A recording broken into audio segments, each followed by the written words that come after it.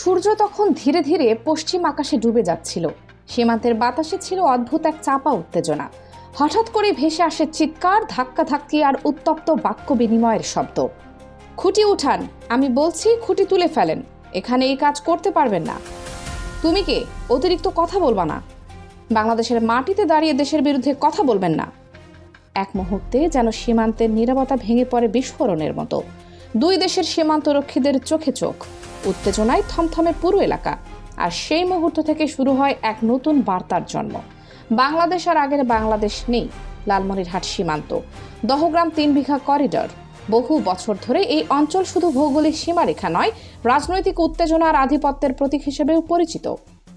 কিন্তু শুক্রবার সন্ধ্যায় যে দৃশ্য দেখা গেল তা সীমান্ত রাজনীতির ইতিহাসে নতুন এক অধ্যায় হয়ে থাকবে।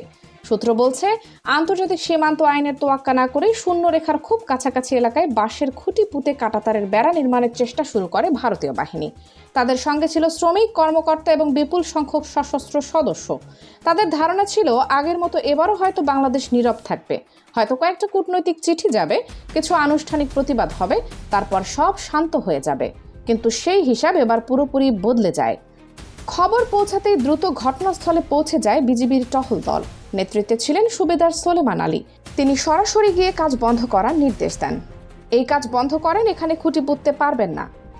কিন্তু পরিস্থিতি তখন দ্রুত উত্তপ্ত হয়ে উঠছে। ভারতীয় পক্ষ নির্দেশ মানতে অস্বীকৃতি জানায়, বরং আরও উদ্ধত আচরণ করতে থাকে।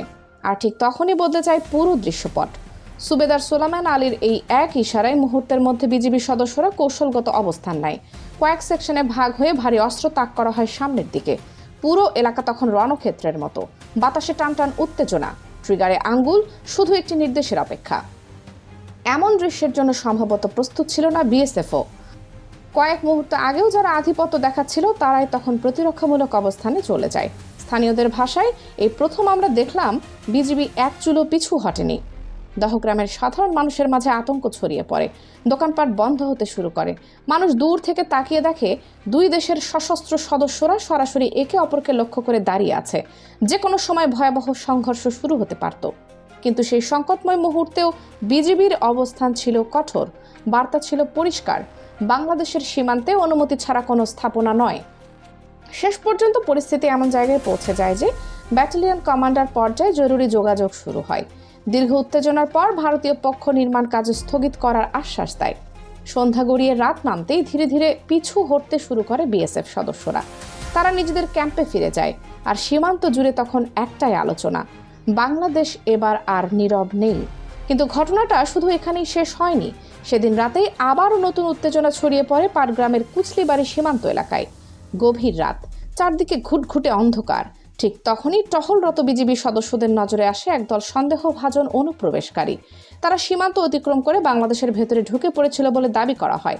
টহল দল তাদের চ্যালেঞ্জ ছুড়ে দেয়, কিন্তু অন্ধকারের সুযোগ নিয়ে তারা এগিয়ে আসতে থাকে। পরিস্থিতি দ্রুত নিয়ন্ত্রণের বাইরে চলে যাওয়ার আগেই বিজিবি ফাঁকা গুলি ছোড়ে। নিস্তব্ধ রাত কেঁপে ওঠে গুলির শব্দে। আর সেই শব্দের পরই পালাতে শুরু করে অনুপ্রবেশকারীরা। তারা দ্রুত সীমান্ত পেরিয়ে ফিরে যায়। এই ঘটনার পর সীমান্ত এলাকায় নিরাপত্তা আরও জোরদার করা হয়। উচ্চ পর্যায়ের কর্মকর্তারাও ঘটনাস্থল পরিদর্শন করেন। বিশ্লেষকরা বলছেন, সাম্প্রতিক সময় সীমান্তে উত্তেজনা বাড়ার পেছনে রয়েছে কয়েকটি বড় কারণ। একদিকে সীমান্তে আধিপত্য বিস্তারের মনস্তত্ত্ব, অন্যদিকে স্থানীয় জনগণের নিরাপত্তা ও সার্বভৌমত্বের প্রশ্ন।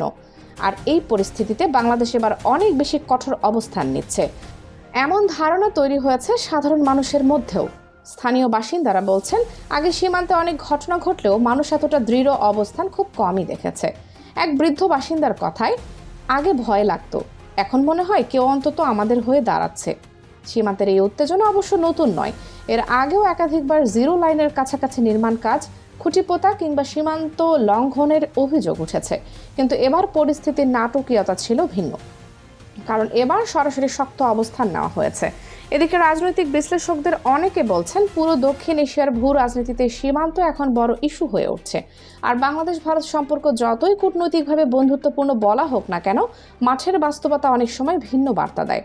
বিশেষ করে সীমান্ত এলাকায় সাধারণ মানুষের অনুভূতি, নিরাপত্তা এবং আধিপত্যের প্রশ্ন দ্রুত উত্তেজনা তৈরি করতে পারে। আর সামাজিক যোগাযোগ মাধ্যমে ছড়িয়ে পড়া ভিডিও ও অডিও ক্লিপ পুরো ঘটনাকে আরও আলোচনায় নিয়ে এসেছে। খুঁটি উঠান, এই একটি বাক্যই এখন অনেকের কাছে প্রতিরোধের প্রতীক হয়ে উঠেছে। তবে কূটনৈতিক বিশেষজ্ঞরা সতর্ক করেছেন, তাদের মতে সীমান্তে যে কোনো ভুল সিদ্ধান্ত বড় ধরনের সংঘর্ষ ডেকে আনতে পারে। তাই শক্ত অবস্থানের পাশাপাশি ঠান্ডা মাথার কৌশলও জরুরি। কিন্তু সীমান্তের মানুষের কাছে এখন সবচেয়ে বড় বিষয় একটাই, নিজেদের মাটি রক্ষা। আর সেই কারণেই লালমনিরহাটের এই ঘটনা এখন শুধু একটি সীমান্ত উত্তেজনা নয়, বরং জাতীয় আবেগের অংশ হয়ে উঠছে। দহগ্রামের বাতাসে এখনো যেন ভেসে আসে সেই উত্তপ্ত কণ্ঠস্বর, বাংলাদেশের মাটিতে দাঁড়িয়ে এই কাজ হবে না। এই একটি বাক্য যেন পুরো ঘটনার সারাংশ হয়ে দাঁড়িয়েছে। কারণ সময় বদলেছে, সীমান্তের ভাষাও বদলেছে, আর দক্ষিণ এশিয়ার রাজনীতিতে নতুন এক বাস্তবতার ইঙ্গিত দিচ্ছে লালমনিরহাটের সেই সন্ধ্যা।